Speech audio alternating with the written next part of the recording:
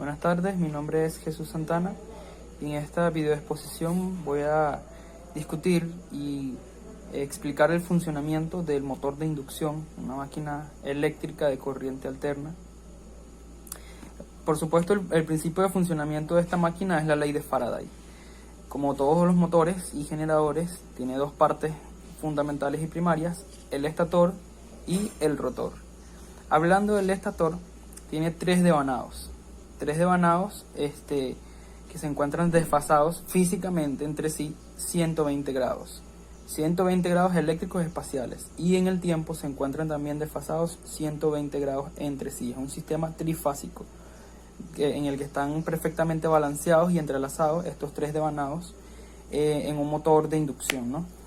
Al hacer circular corriente por uno de estos, se le aplica una tensión en los terminales a estos devanados, y a través de ellos, a través del primero, pasa corriente porque se le está aplicando una tensión, y esta corriente crea un campo.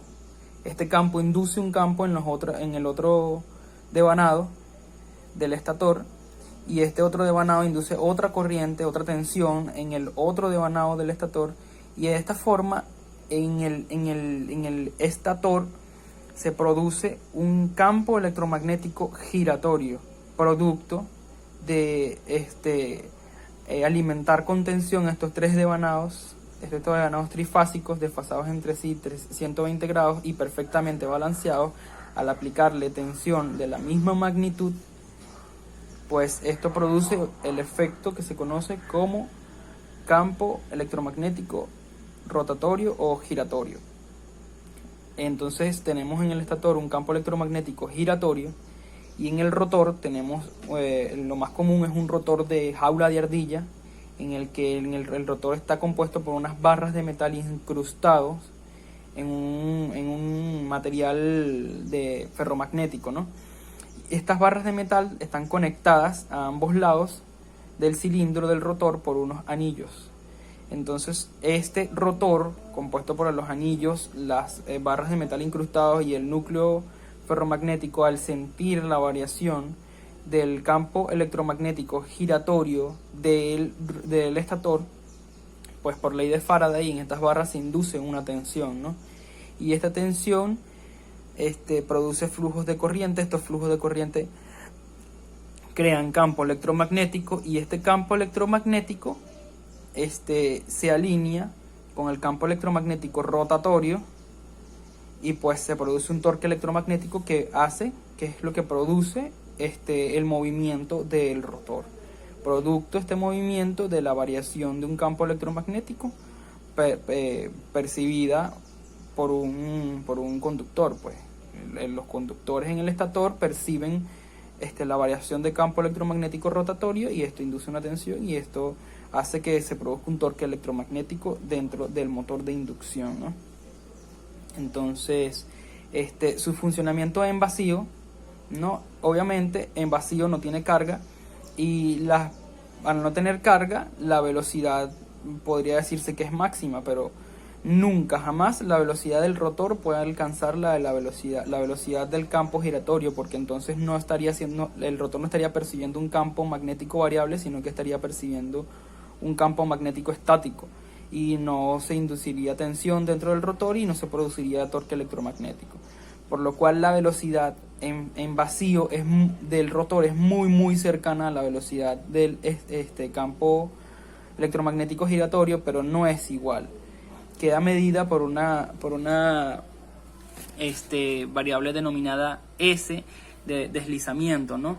En la que el deslizamiento es una resta de la velocidad del campo giratorio menos la velocidad una resta entre la velocidad del campo giratorio y la velocidad del rotor, y esto da como que una medida de lo que es de qué tan cercana está esta velocidad a 1. Entonces, hablando del deslizamiento, es la resta entre la velocidad del campo giratorio y pues la velocidad del rotor dividido entre la velocidad del campo electromagnético giratorio, ¿no? Y aquí cabe destacar pues dos opciones. Cuando el rotor está parado, el arranque donde la velocidad del rotor es igual a 0, el deslizamiento viene siendo igual a 1 y la velocidad del rotor es igual a la del campo, lo cual no ocurre, pero está muy cercano a que estas velocidades sean igual. Si el motor no tiene carga mecánica acoplada al eje, en ese caso el deslizamiento es igual a 0. En el arranque el deslizamiento es máximo, la diferencia de velocidades es máxima, por lo que las tensiones inducidas y las corrientes son máximas, a veces 7 o 8 veces más grandes que la corriente nominal.